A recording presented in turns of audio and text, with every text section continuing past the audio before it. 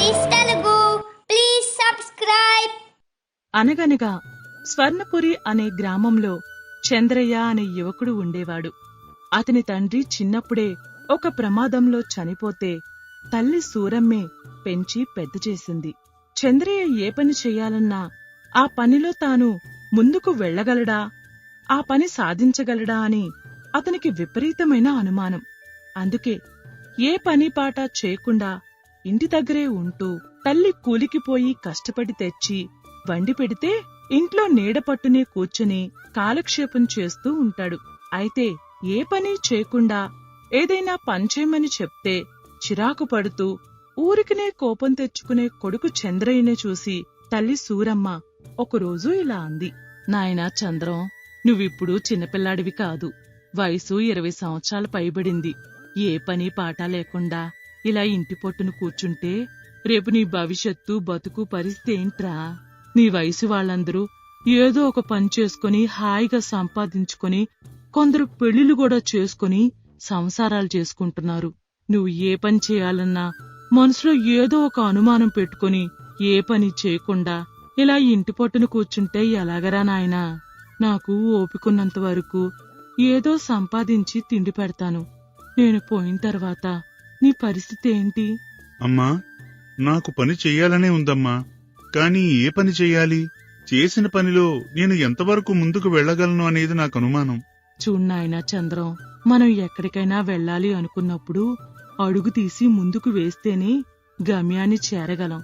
నేను ఎల్లగలనా లేదా అనే అనుమానం పెట్టుకుని కాలు కదపకపోతే ఎప్పటికీ అనుకున్న చోటుకి చేరలేం. మనం వెళ్లేదారిలో ముళ్ళున్నాయా, రాళ్లున్నాయా, లేక పూలదారులే ఉన్నాయా అనేది ముందుకెళ్తేనే కదా తెలిసేది. ఆడది తిరిగితే చెడిపోతుంది, మగాడు తిరక్కపోతే చెడిపోతాడు అంటారు. నువ్వు కూలి పని చేయడానికెళ్ళినా నేను చేయగలను అనుకుని దిగితేనే ఆ పని పూర్తి చేయగలవు. నిజంగా మనకి కోట్ల ఆస్తులున్నా కూర్చొని తింటే కరిగిపోతాయి.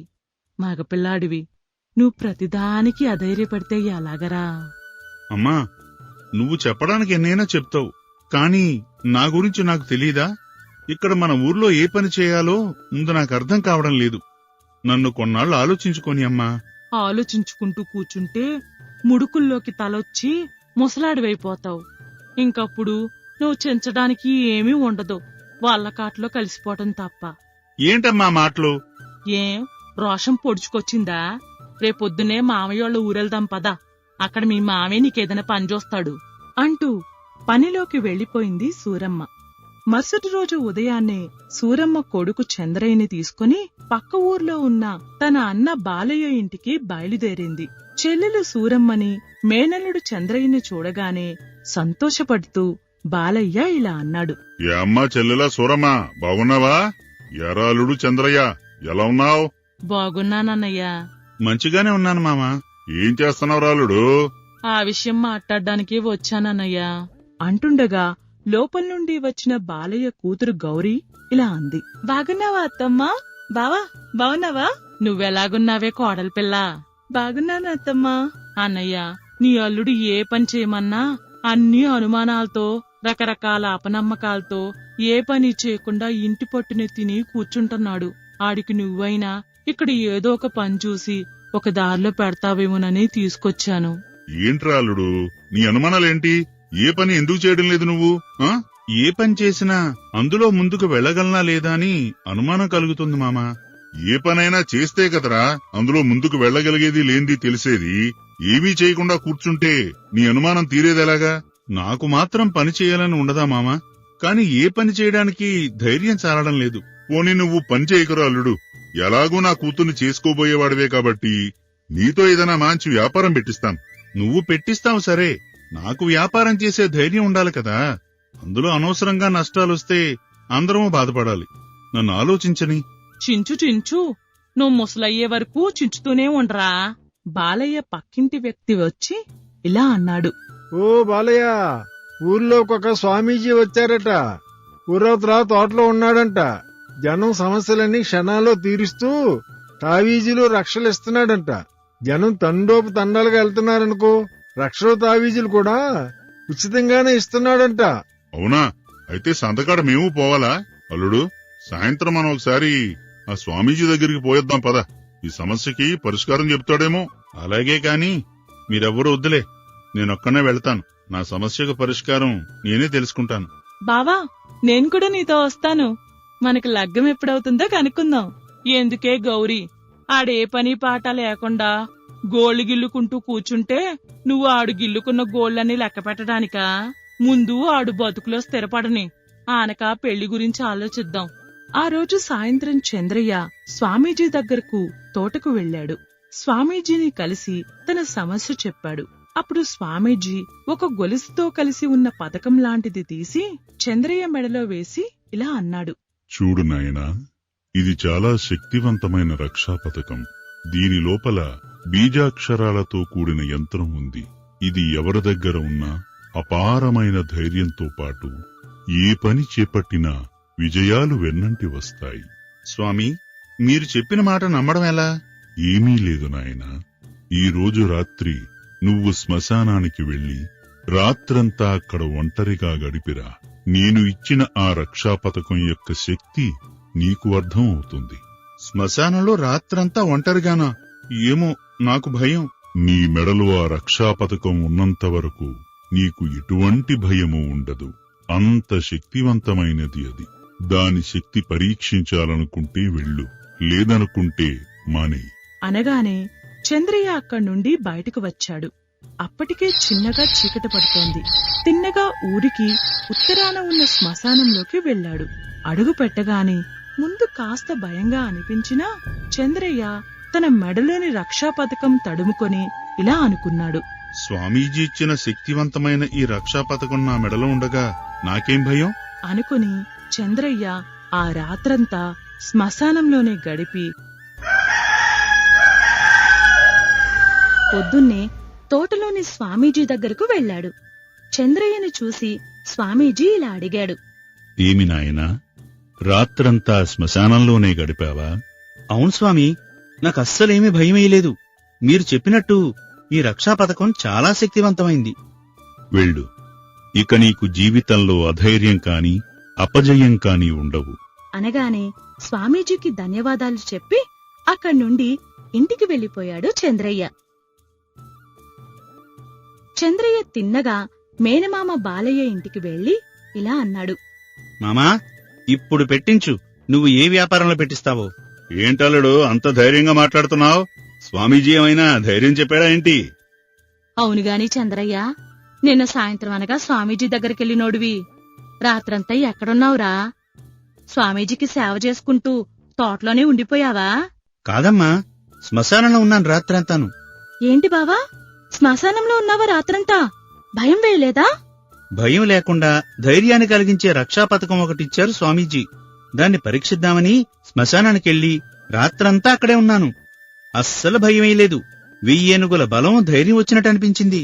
శభాషలుడు, చెప్పు, ఇప్పుడేం వ్యాపారం చేస్తావు? ఏం వ్యాపారం పెట్టించమంటావు? నీ ఇష్టం మామా. ఎడారిలో ఇసుక తెచ్చామన్నా అమ్మేస్తాను. అంత ధైర్యం ఉంది ఇప్పుడు. ఇసుకలు ఇటుకలు వద్దుగాని మన చుట్టుపక్కల గ్రామాల్లో పండే పంటలన్నీ టోకున కొని పట్నానికి షావుకారులకు ఎగుమతి చెయ్యి. మంచి లాభాలొస్తాయి.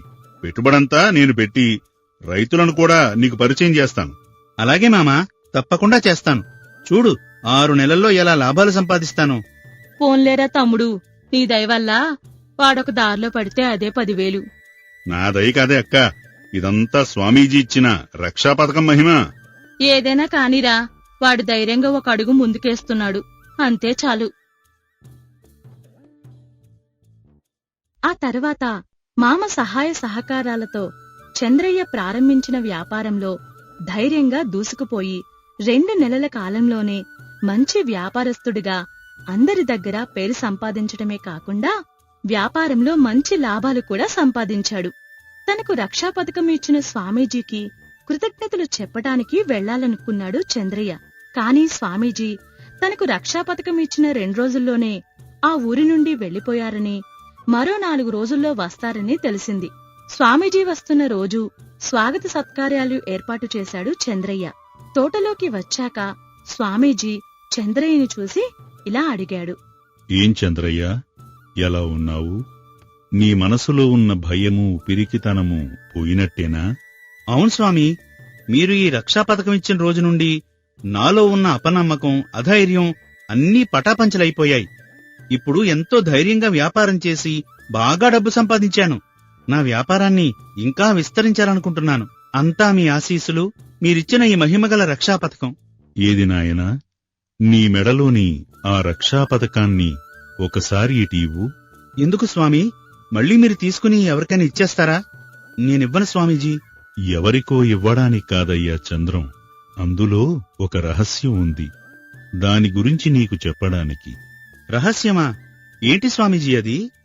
నువ్వా పథకాన్ని తీసి ఇస్తేనే నీకు చెప్తాను.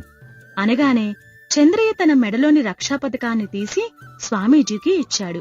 స్వామీజీ తాను తీసుకుని దాన్ని రెండుగా విప్పి చూపించాడు.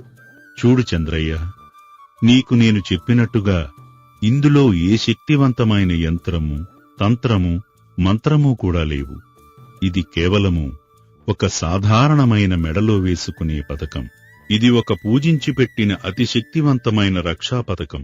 అనగానే నువ్వు దీనిమీద నమ్మకంతో నీ అధైర్యాన్ని వదిలి ధైర్యంగా ఒక రాత్రంతా ఒంటరిగా శ్మశానంలో గడిపావు. అదే రక్షమీదున్న ధైర్యం, నమ్మకంతో వ్యాపారాన్ని ప్రారంభించి వెనకడుగు వేరే ఆలోచన లేకుండా ముందుకు దూసుకుపోయి మంచి వ్యాపారస్తుడివయ్యావు. నీ ఆత్మవిశ్వాసమే నిన్ను ముందుకు ధైర్యంగా నడిపించింది. అంతేగాని ఏ మంత్రాలు కాదు. మంత్రాలకు చింతకాయలు రాలవు చంద్రయ్య. ఏ పనైనా ఎందుకు చేయలేము అనే ఆత్మవిశ్వాసంతో చేస్తే అది తప్పకుండా విజయవంతమవుతుంది. అవుతుందా కాదా, చేయగలనా లేదా అనే శంకతో మొదలు పెడితే ఏ పని ముందుకు వెళ్ళదు.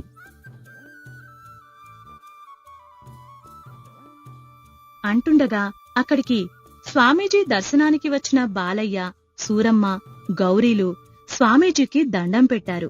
అప్పుడు బాలయ్య ఇలా అన్నాడు. స్వామీజీ, మీరిచ్చిన రక్షలో ఏమీ లేకపోయినా అందులో ఏదో శక్తి ఉందన్న నమ్మకం, ఆత్మవిశ్వాసమే మా చంద్రయ్యని ఇంతవాణ్ణి చేసింది. మీకు వందనాలు. నా కుమార్తె గౌరీకి చంద్రయ్యకు పెళ్లి చేయాలనుకుంటున్నాను. మీ ఆశీస్సులు కావాలి. అవును సామి, నా కొడుకుని ప్రయోజకుణ్ణి చేశారు. ఒక ఇంటివాణ్ణి కూడా మీరే చెయ్యాలి. ఇద్దరికీ ఈడూజోడు బావుంటుంది. కలకాలం సుఖంగా జీవిస్తారు. అలాగే కానివ్వండి. ఇక చంద్రయ్య మనోధైర్యం ఎంతమాత్రం కోల్పోడు. అంతా శుభమే జరుగుతుంది. వెళ్ళిరండి. తర్వాత చంద్రయ్య ఏనాడు వెనక్కి తిరిగి చూడలేదు. అధైర్యపడిందీ లేదు. రక్షలు, యంత్రాల కన్నా తనలోని ఆత్మవిశ్వాసమే ముఖ్యమని గ్రహించాడు. గౌరిని పెళ్లి చేసుకుని మంచి ఉన్నత స్థానానికి చేరుకుని తల్లి, భార్యతో సహా మామ బాలయ్య ఇంట్లోనే ఉంటున్నాడు. మిత్రులారా, ఏ మనిషికైనా ఆత్మవిశ్వాసాన్ని మించిన ఆయుధం లేదు. మనోధైర్యాన్ని మించిన బలం లేదు. నెత్తురు సత్తు కన్నా మనిషికి సైన్యం ఉంటుందా? అందుకే ఎవరైనా సరే మీలోని ధైర్యాన్ని నమ్ముకోండి. స్వామీజీలు, రక్షలు, తాయెత్తులు కాదు. అవునంటారా?